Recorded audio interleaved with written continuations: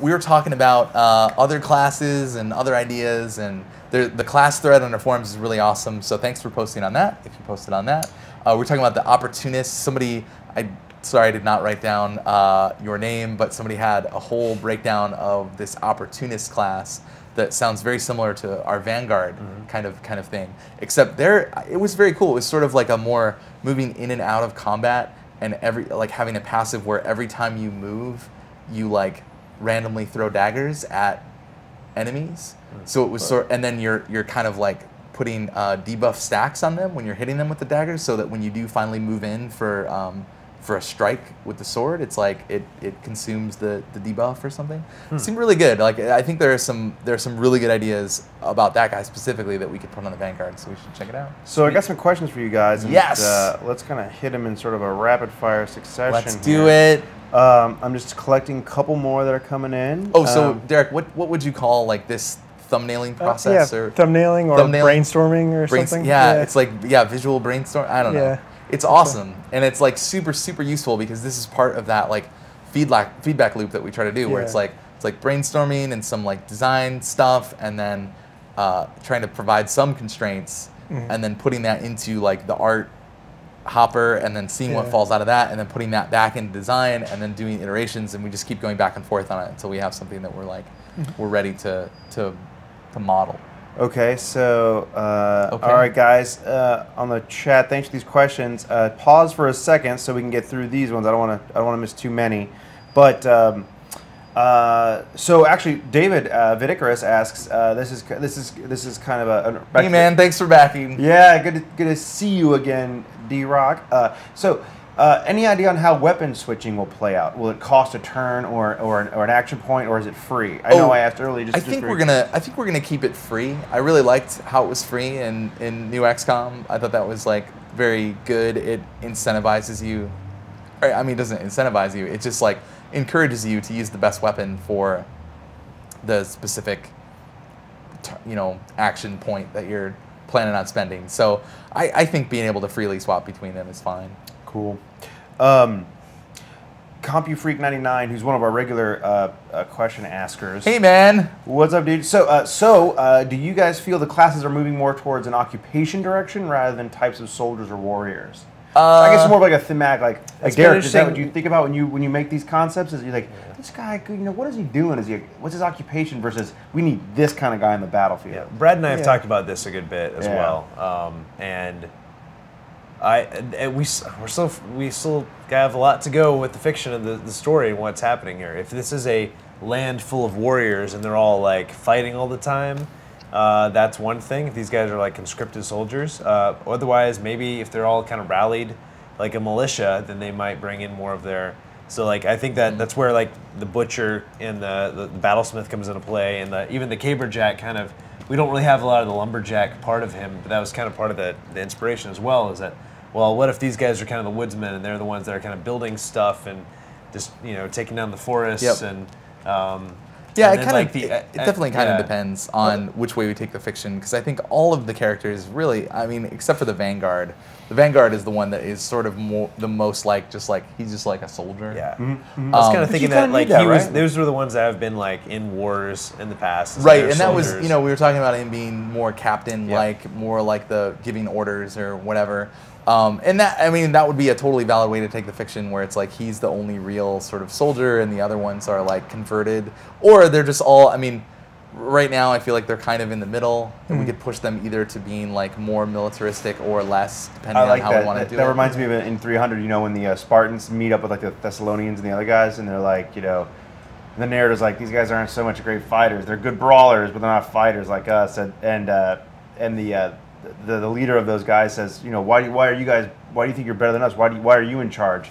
And he's like, what do you do for a job? And he's like, I'm a butcher. He's like, what do you do for a job? He's like, I'm a baker, And he's like, Spartans, what do you do? We're fighters. That's all they are. Like, that's their occupation. They just kick ass. So I want a guy like that. But we don't want the other ones to feel lame, like if we go with the more occupation role, it's not that they're lame because they have occupation. And it could be, again, with the fiction, is if this if this land is as corrupted as we've drawn in some of the pictures, is that maybe they did start out being an occupation and then they've had to kind of turn what they know into a way to fight, and that historically has happened over time, especially among the non-noble classes. So there's some basis for that. Yeah. Cool. All right. Are you gonna ask me a question about bards?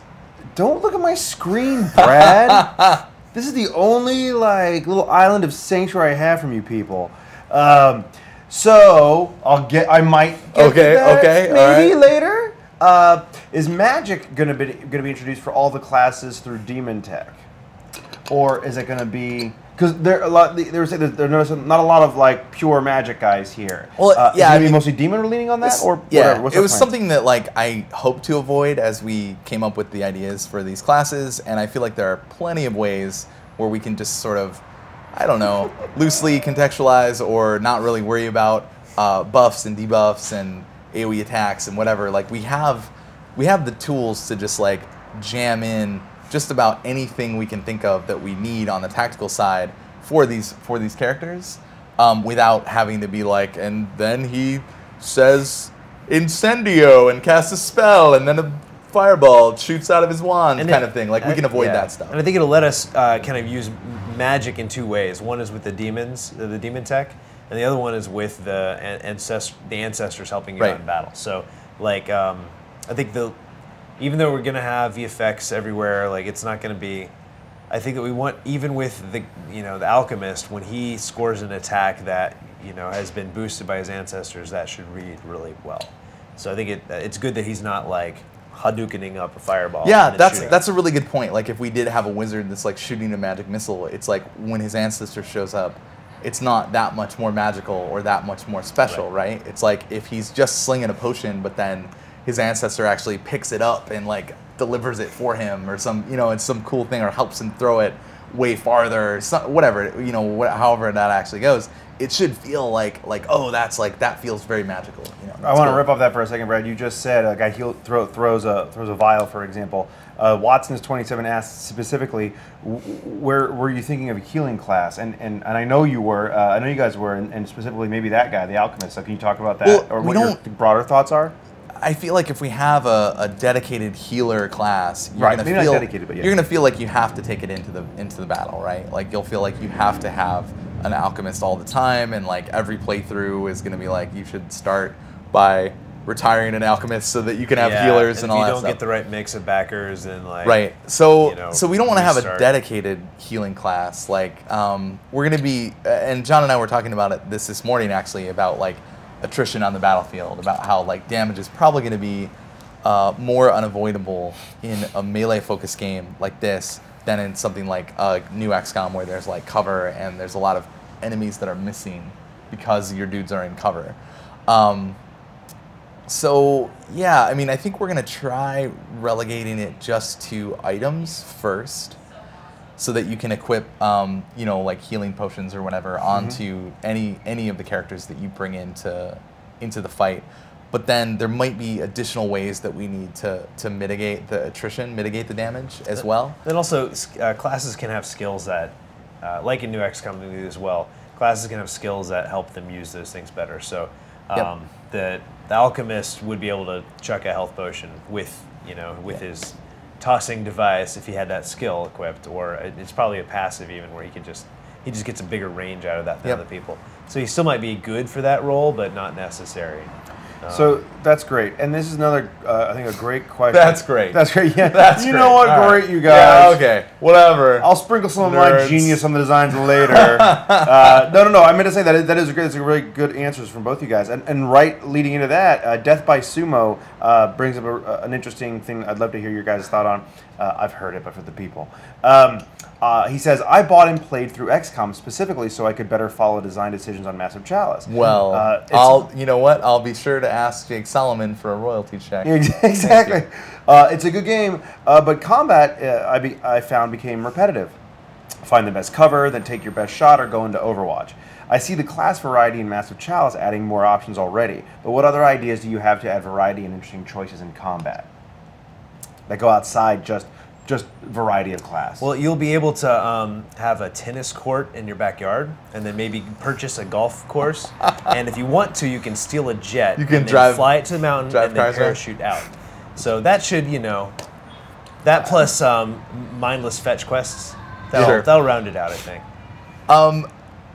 Seriously though, that was a stretch. Sorry, wrong That game. was a stretch. what have we discussed about the actual tactical stuff? So I think I'm trying to think of like exact. A lot of it is going to be discovered through iteration. You know, it's like starting with really interesting characters that have like a wide design space where we can be, you know, just sort of playing around and coming up with like cool abilities and cool attacks and whatever. Also making enemies that really like force you to fight them a certain way or force you to do certain things in order to beat them. I think a lot of it is like kind of up in the air right now. I feel awful. We're kind of waiting for our engine to be in the state where we can start playing with some of these ideas a bit more concretely. Yeah. But you know, like, I feel kind of bad that I don't have like the trick, like right? Oh my god, I have a 3-point plan already laid out to make combat way better, dude. It's gonna be the best. But that's I don't really have okay that. though, right? I mean, yeah, it's because so we much don't of know it. yet. We don't want to plan too much as we are in pre-production, because most designs and most ideas are going to be complete shit when we actually go to get them That's into the right. game. We just talked about this. They're going to be Iteration. so bad. Yeah. So it's like I'm very scared of like actually, you know, really trying to drill down and be like, yeah, it's going to be this. Yeah, this is it. These dozen things that we gotta do. It's like what we really have to do is like get it in the game and like kind of see what's going to work and whatever. And we're dividing up the combat space with our classes as well, and that's where, you know, not having everybody have a melee attack, you know, or range attack will help. So I think that's the starting point, is to say, okay, this guy I'd like the alchemist, like all of his attacks to be AoE, at least to a certain extent, and so he just is crap up close. Like, he will hurt himself if he hits somebody up close, and that's one of the constraints as a player. You'll have to figure out how to position him, because he's going to be very useful against hordes of enemies or mobs as long as he's not in their face. So like, that'd be something to play with. And maybe that's overpowered, maybe that's not fun. We'll have to see how that goes. But we haven't done the same thing for the enemies yet as much. So I think the same thing there is to kind of like partition out the design space among the enemies and then start prototyping them and I think that, see what the mix is like. You know, because the enemies, you know, we really took the like, you know, they're the effects of time. They're these like time demons. We took that approach. A lot of the ideas that we have for attacks on the battlefield they impact the strategic layer. Mm-hmm. So things like aging your characters. That's like the simplest version.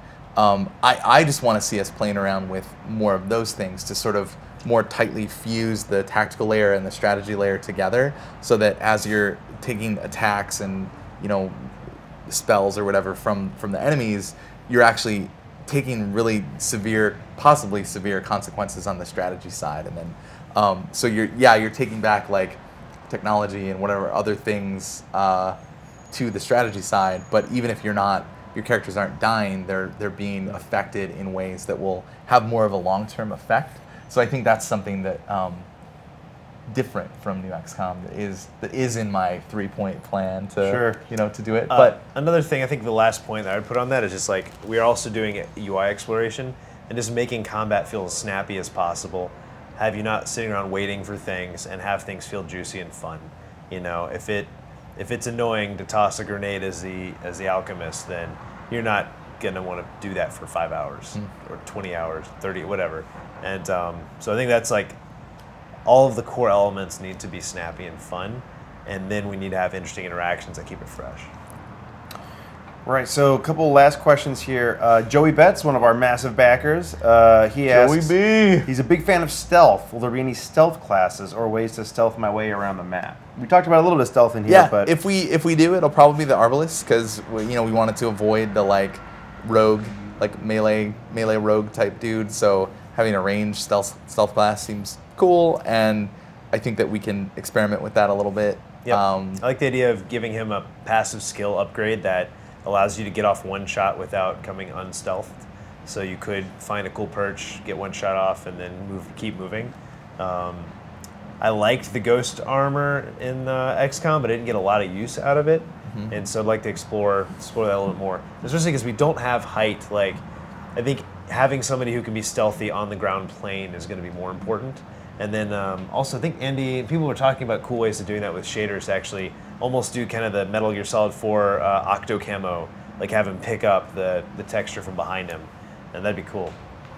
That could be sweet. Esprit de Corps, which I think is a nice play on the name, the phrase, and CompuFreak99 both say, the Vanguard is obviously a barbarian. And then a barbarian! Oh my god! Okay, like I'm trying to, you've really put me in a tough spot because my love of puns is directly smashing into my hatred of bards. So, but you're also in love with barbarians. But yeah, and I love barbarians. It fits so well in Brazen too. Oh god, yeah. Maybe we just need to punt that out into Brazen. No, I mean, no, it needs to be in this game. Barbarian, yeah. John supports it. I don't think that he'll be a barbarian. By Crom, that's a great idea. By the gods. That's really funny. All right, sweet. So final question. Okig, I hope I'm pronouncing that right. Okig, maybe. Has Tim seen the work we're doing, and is he a proud Double Fine father? Speaking of a father, ancestral-based you know game. what? I have been trying to pin him down for the last 3 weeks to show him stuff. He's been busy with something else. He's been super busy with just stuff. I mean, on top of like writing Broken Age, he's just been super busy. Well, he's got all those gold baths he takes, the cat showers. Yep. It's, you know, the golden showers. That's private. No. He's been. Sorry, I was playing Cards Against Humanity with my parents. That's fun. Good. Yeah, that's what I want to bring up. Everyone should do that. Like having to explain a glory hole or a golden shower to your mother is hilarious. I recommend that to everybody. Okay, is that it for questions? Because I want to show the build because we have progress. That's good. So so that's all for questions, guys. If anything I didn't get to, there's a lot more questions. Just make sure to go to the forums. Always start a conversation there. We're definitely scraping those forums all the time. We're in there talking, responding. So please do that. MassiveChalice.com/forums. And then now we're going to show you the build. And Brad and Anthony have a meeting with Justin, and Tim, and all them next week. So yes, we do. It may not get into some of the stuff, but like they're. He'll love it. He'll love it. I want to show this real quick because this is off our demon sheet. So Jeff did a volume model of this character because this is the forgetfulness demon that we really like the most. It's also the most humanoid one, so we picked it to do the volume model of, just to make sure that we can tell the difference from like silhouette-wise between the demons and the human characters. Because I mean, for sure, if you can tell the difference between this one, which is more humanoid, you'll definitely be able to tell the difference between this one and the humans. So when I launch this, okay, so. Chad just crossed his fingers in the chat room. He did. Crashing. Look, it didn't crash. Look, it's not crashing. Boom. So I think we had this awesome Ring of Fire last time, and you can tab between your heroes. So one cool thing is that like I didn't have to spawn them. I can spawn more. What? I can spawn more of them. Boom. And then I should be able to tab to that one. Yep. And that's super cool. Our movement and our grid are now totally are almost working like they should. So you can see these this debug collision, like these debug colliders, showing that that's off limits. The green squares are where I can move. Yeah, for those in the chat, that grid, there's a green outline. Can you see it if I zoom in? Yeah, they can see it. I'm also in very low quality video because I don't need the high quality video. Okay. I'm living the moment. Yeah, that's true. But just FYI for those watching at home. So they're actually I don't know if you remember last time you saw this. Like they were also the movement is hilarious. Like this just got it. I didn't even know that this was in. I was so excited to see it. But remember, they were running directly through these things. So it's like now we actually have a grid representation under the hood. It's actually doing pathfinding around like the objects. Yeah, grid-based program or grid-based liners is great, which is fantastic. Up at the top, this is cool. Chad is working on the ability system, and he's trying to make it as flexible as possible. We'll probably have him come in and talk about it next Teamstream in a couple weeks. Because we talked about it, and I didn't even have to. Yeah, we talked about it. Yeah. I didn't even have to like request much because he was already thinking about making the thing super flexible. It's basically each of the skills in the game is going to be like a Lua file that then calls back. I don't know. I'll have him explain it because you know what? It's going to let us make lots of skills pretty quickly. Lots of skills and mess with it. But we do know when Chad's mantra, and I think the sign of of really any good or programming team or has the time to do it is give the power to the designers. Get it out of their hands. Give it to them so they're supporting the tools.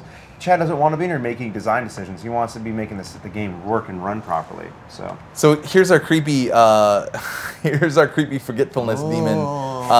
Now the head looks a little humanoid, but talking with Jeff and them, they're gonna do that with effects to give it that flowery shape and stuff.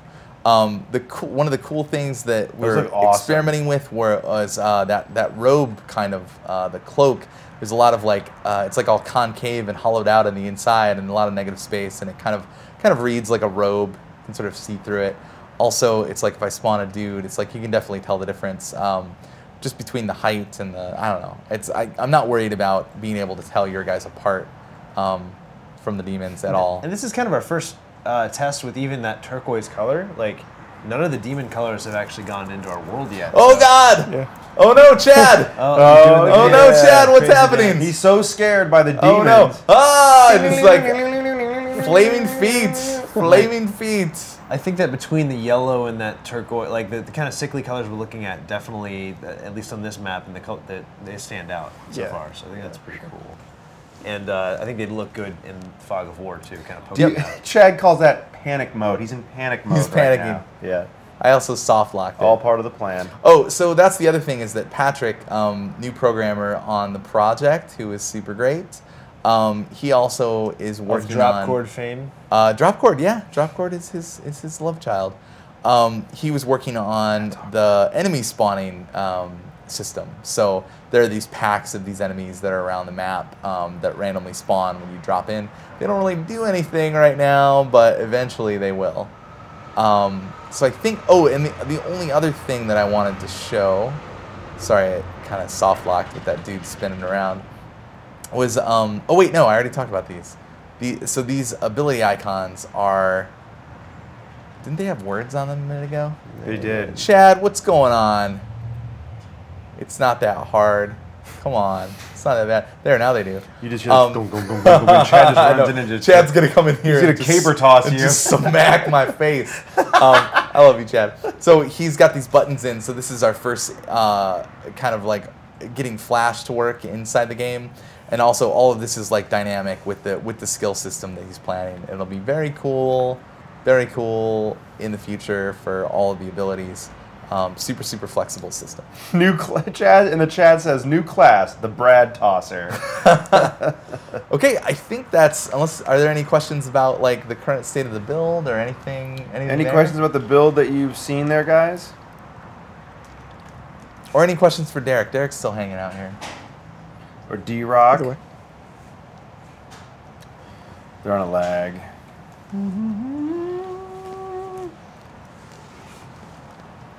Can you fix that SSAO Halo? Dang, that's a very specific question. I don't know. We'll ask David Farrell. The pathfinding algorithm, we're actually, I know the answer to that, sort of. Chad can correct me, but they are using a modified A-star. But because we're on a grid, we actually use, this is one of the first things you learn in graphics programming, Bresenham's line drawing algorithm, because that is made to draw a line on a pixel, which pixels are on a grid. So we have that grid now, and you can use that algorithm to figure out, if I want to go a straight line, what square would I go to get around an obstacle? You nerd. Yeah, it's pretty cool. I was talking. It is pretty cool. Patrick Hackett and Chad were talking about it. I was like, ooh, I actually know that. Yay. So that was pretty cool. That Bresenham guy, man. Still using that guy stuff. Yeah. We don't know. So hardware specs, the LES42 asks what hardware specs we're aiming for. Basically, if you can run Cave, you'll probably be okay, but we haven't finalized that. The full ones are on, there is a FAQ question on the Kickstarter page. That has the, we just pulled those directly from the PC ported games that we've already shipped. You can run Brutal PC. The engine's the same, and it's also like, you know, we don't have the budget to like do like super AAA bump spec. This is not going to require DirectX 11. Yeah, like I don't think that the requirements are going to be very high for it. So, yeah, it'll be pretty.